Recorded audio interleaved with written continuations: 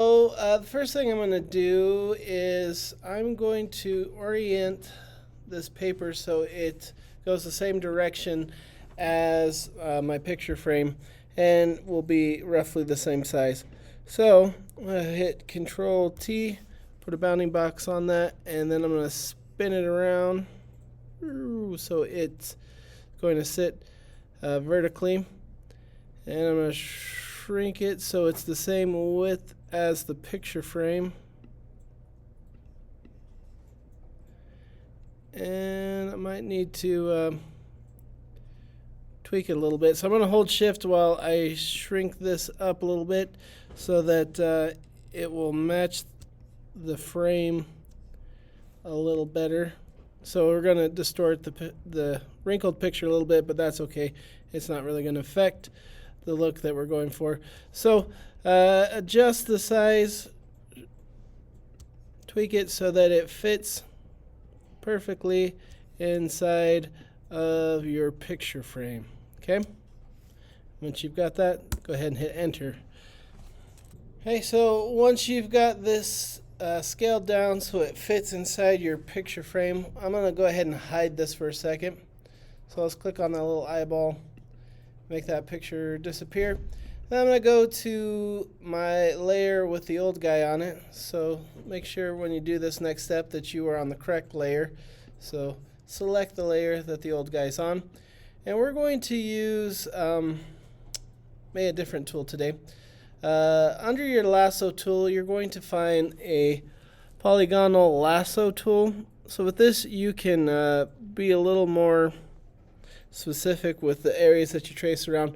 And since this is a square area, it'll probably be easier to just use this tool. So I'm going to start here in the inside corner of my frame, click, bring it down, go to the bottom corner, click, go to the next corner, click, go to the top corner, click, bring it all the way back to where I started and click, and then it's going to outline perfectly inside my picture frame. So we want it inside the frame, not outside the frame.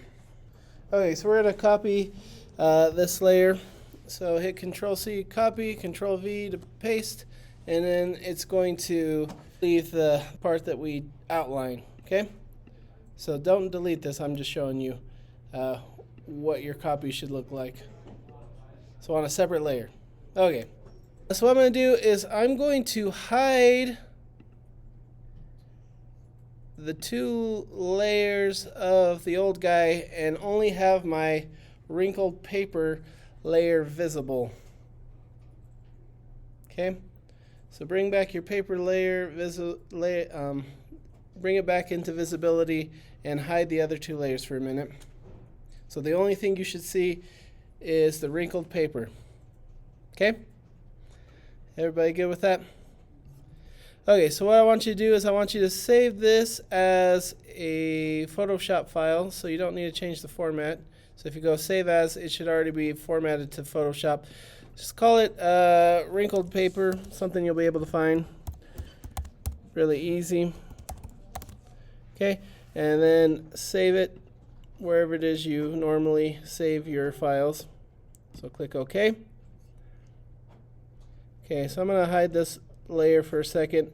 I'm going to bring back my cutout piece, and I'm going to go to the layer where my cutout piece is of the guy. And now we're going to use our displace filter, similarly like what we did with the letters the other day. So go to Filter, Distort, Displace. Filter, Distort, Displace. Filter, Distort, Displace. So click on that. So pull up this Windows, click OK. And then once you click OK, you need to find the file, the Photoshop file you just saved of the wrinkled paper. So I have it here, wrinkled paper, PSD. So I'm going to click on that. Boop, select it. Okay, so it's going to kind of tweak your picture a little bit. So it's going to mold around those wrinkles a little more than what it would normally look like. Okay, so now what I'm going to do is I'm going to bring back all my pictures. So bring them back into visibility, click on the eyeballs, And now I'm going to go to this wrinkled paper layer, and I'm going to switch my mode from normal to multiply. Boop. So then it'll look like his face is in a wrinkly picture, a wrinkly portrait of himself.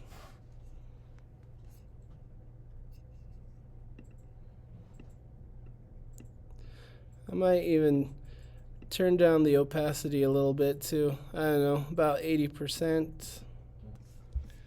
All right, now I'm going to use my cropping tool, and I'm going to crop all the white stuff out so I just see my picture, because the other stuff's not interesting. This is what I want to see.